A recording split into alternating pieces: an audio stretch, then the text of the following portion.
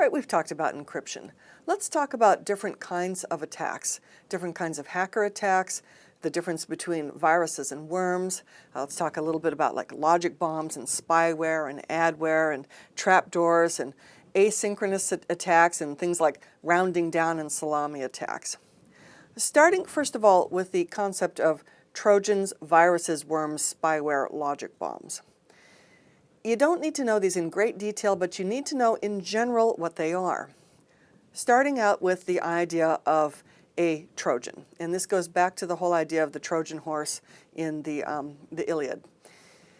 So the idea with a Trojan is that I'm going to slip inside of something else a malicious bit of software that will gain me access to your computer.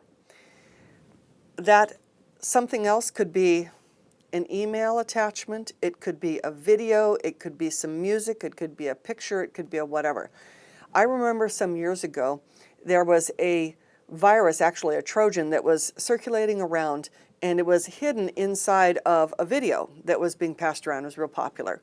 And the thing that I noticed, though, was that the extension for the video was not what I expected. Like for a video, I expect it to be MOV or M4V or WMV. I expect a video type file extension. This had an EXE, meaning executable. How many people would notice that? So this video is getting passed around, people double click it, and yes, they're watching the video. But in the background, this Trojan is silently installing itself, taking over and providing a backdoor into that computer. Actually, what it was doing was it was telling the computer in the background to make a connection to a malicious site so that stuff could be stolen off the computer. So the idea of a Trojan, commonly embedded inside something that people pass around, hidden behind something that seems legitimate, and it'll be something popular and fun like a game or whatever. If you go to online sharing sites and you're sharing software and you're sharing whatever, you have to be concerned that someone may have Trojanized these applications, these games, these videos, these whatevers. And that in the background, the Trojan is making a connection to something else. So that is one thing we have to be concerned about, the idea of Trojan. Next thing, virus, worm. What's the difference? Well, they're both a form of malware, but viruses generally have to stay embedded inside of a document of some kind. And when you double click something, you run a program, you do something, you do a macro on an Office document, the virus runs. A worm can detach itself. It doesn't have to stay embedded. It is self-propagating. And so we pick up the worms by sharing something, sending emails, the worm is attached, and then it self-propagates. And in the background, it can then maybe use your contacts to send out to other people.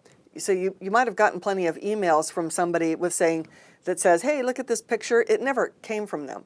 Instead, the picture actually is a way of propagating the worm. And the worm just simply looked for your contacts and sent out this generic message, hey, look at this picture. And there may be a picture or not. So, and I've also noticed that that happens in Skype and other things where you'll have contact lists. So viruses and worms, a worm is a self-propagating virus. And interestingly enough, viruses originally came about because people were experimenting with computer programs that could learn and adapt. It was a very, very early experimentation with artificial intelligence. Can this program learn? And the lessons learned from that were then applied to more malicious purposes. There are new viruses every single day. There are many new viruses every day, and they are all man-made. So you have to realize there are people out there who don't have anything better to do. And I'm very sorry to say that there are countries that are actually proud of the fact that some college student created a notorious virus. I mean, I have actually seen ministers from, I'm not religious ministers, but like cabinet level government ministers in other countries saying, see, we're every bit as good as the US or whatever, because we were able to produce this virus that disrupted the world for a couple of days. So there are all man-made, and security is really just kind of like protecting the border. You feel like you're running in place. But security is such a huge field now. And as an IS auditor, we're really concerned with, are they keeping up with their antiviruses? Generally, you get your antivirus signature updates, you download updates for your antivirus a couple times a day. So we have to see if they're doing that. Now, spyware is anything that, and it's like a virus, I mean, they're all in the same sort of family, that it runs in the background and it's collecting usernames, passwords, or it's collecting sensitive information and sending it off in the background. So this is spyware. Adware is more of a nuisance. You have a browser and all these things pop up and you don't care about seeing that stuff.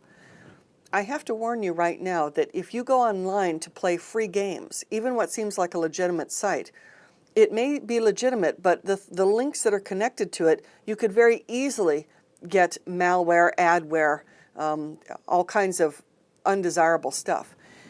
A logic bomb, this is basically a virus that has a date in which it will go off. And it will sit dormant until that date, or some event triggers it, months later, a year later. And in fact, it's actually a very common thing to infect a whole bunch of machines, thousands of machines, and you can actually pay people's services to do this. They've got armies of machines they've taken over out on the internet, and you pay for the service, and they'll use all those machines that are just doing normal stuff, but they've already been infected and they can control them remotely, and then they can send your logic bomb, whatever, and the logic bomb goes off at a certain date or a certain trigger and does something. So it's very common to have a logic bomb go off to then attack a website or to destroy something. And you have to be careful, obviously, with disgruntled employees. They might have planted logic bombs. They're long gone, and then something goes off. And it's very difficult actually to trace that. Now, you can actually look at these viruses and these common threats and worms and whatever. There are a number of websites that will actually take you to these different things where you can actually see them. And we can actually go take a look at some of these. We're just going to one website here where they are posting security threats here, and there are a number of websites that will do this, that offer this. We can see the overview of threats at this time, and this date. We can see what were the highest threats at this time. We can go to the threats tab and take a look at that, and we can see the severity of threats at the moment. We can see the severity of different ones.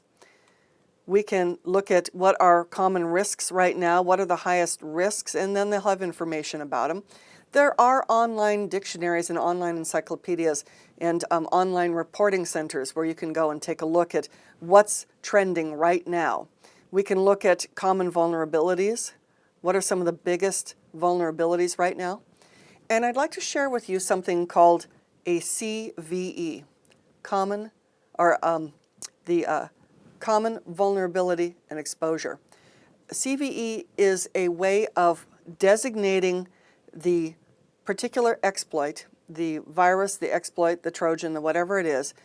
And the way the CVE numbers go is it's basically a date, the year, followed by whatever number past that.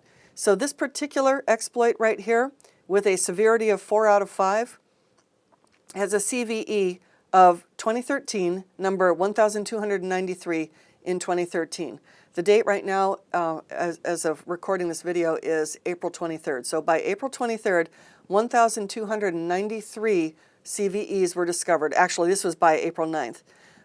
1,293 new things in 2013 were identified and marked. And actually, hackers will use CVE numbers as well as security professionals so that they know exactly what they're referring to.